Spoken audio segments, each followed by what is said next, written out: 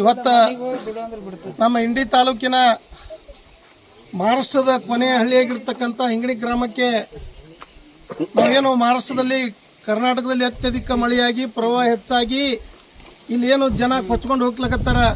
ಇಲ್ಲಿ ಎಲ್ಲಿ ಮನೆಗಳದಾಗ ನೀರು ನಿಂತವ, ಕಬ್ಬಿನ ಬೆಳೆ ಹಾಳಾಗ್ಯಾವ, ದನ ಕರುಗಳಿಗೆ ಮೇವಿಲ್ಲ, ಅವೆಲ್ಲ ನಾವು ಇಟ್ಟಿರ್ತಾರ. ನಾವೆಲ್ಲ ಒಂದು ಗಂಜಿ ಕೇಂದ್ರ ಕೂಡ ಇಲ್ಲ. ಅದಕ್ಕೆ ನಾವೆಲ್ಲ ಇಲ್ಲಿ ಪರಿಶೀಲನೆ ಮಾಡ್ಲಿಕ್ಕೆ ಇವತ್ತು ನಾವು ಐಬಣ್ಣ ನಾಟಿಕಾರ ಅವರು ಇಲ್ಲೆಲ್ಲ ಊರಿನ ಹಿಂಗಣಿ ಗ್ರಾಮದ ಅಣ್ಣ ತಮ್ಮಂದರು ನಮ್ಮ ಎಲ್ಲ ಯುವಕರು ಚೇರ್ಮನ್ರು ಇವತ್ತು ನಾವು ಇಲ್ಲೆಲ್ಲ ಬಂದಿದ್ದೆವು. ಇಲ್ಲಿ ಸುಮಾರು 1 ಗಂಟೆಗಳ ಕಾಲ ನಾವೆಲ್ಲ ಒಂದು ಪರಿಶೀಲನೆ ವೀಕ್ಷಣೆ ಮಾಡಿದಾಗ ಇವತ್ತು ಮನೆಗೊಳಗಳ್ದ ನೀರು ಹುಕ್ಕಾವ. ಇವತ್ತು ದನಗಳಿಗೆ ಮೇವಿಲ್ಲ, ದನಗಳು ಏನಾದ್ರು ಇಲ್ಲಿ ತಂದು ಗಿಡದ ಬಡ್ಡೆ ಒಳಗೆ ಕಟ್ಟ್ಯಾರ. ಇವತ್ತು ಇಲ್ಲಿ ಸುಮಾರು 70 ಜನ ಇವತ್ತು ನಿರಾಶ್ರಿತರದಾರ. ಅವ್ರಿಗೆ ಒಂದು ಗಂಜಿ ಕೇಂದ್ರ ಕೂಡ ಇವತ್ತು ಸರ್ಕಾರ ತೆಗಿಲಿಕ್ಕಂತ ಯೋಗ್ಯತೆ ಆಗಿಲ್ಲ. ಇವತ್ತು ಇದರ ಜೊತೆಯಲ್ಲಿ ಈಗಾಗಲೇ ಇಲ್ಲಿ ಸಂಬಂಧಪಟ್ಟಂತ ಅಧಿಕಾರಿಗಳನ್ನ ಮಾತಾಡಿದೆವು. ಪಂಚಾಯತಿ ಅಧಿಕಾರಿಗಳು ಪಿ ಡಿ ಅವ್ರು ಮಾತಾಡಿದೆವು. ಇಲ್ಲ ನಮಗೆ ಟ್ರಾನ್ಸ್ಫರ್ ಆಗಿ ಹೋಗಿದ್ರಿ ಅಂತ ಕೆಲವಂತ ಅವರಂದ್ರು. ಮತ್ತು ಈಗಾಗಲೇ ತಾಲೂಕ್ ಪಂಚಾಯತಿ ಅವ್ರಿಗೆ ಕೂಡ ಮಾತಾಡಿದೆವು.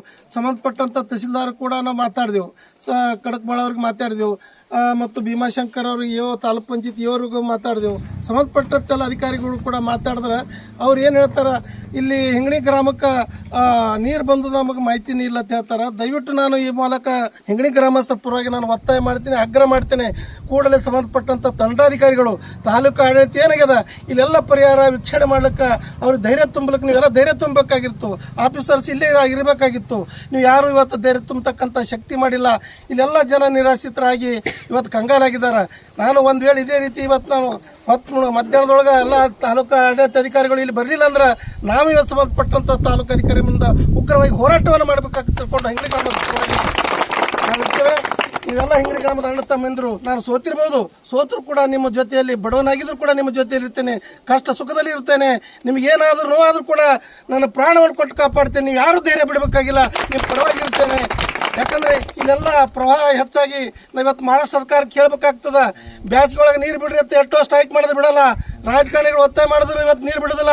ಇವತ್ತು ಏಕಾಏಕಿ ನಮ್ಮ ಕರ್ನಾಟಕ ಸರ್ಕಾರದವರು ಅವರು ಅದರಲ್ಲಿ ಕೈ ಜೋಡಿಸ್ಯಾರ. ಯಾಕಂದ್ರೆ ಕರ್ನಾಟಕ ಸರ್ಕಾರದಿಂದ ಎಷ್ಟೋ ಬ್ಯಾಚ್ಗೊಳಗೆ ನಮ್ಮ ರೈತರು ನೀರಿಲ್ಲ, ಕಬ್ಬು ಬೆಳೆದಿಲ್ಲ, ನೀರು ಬಿಡುದಿಲ್ಲ.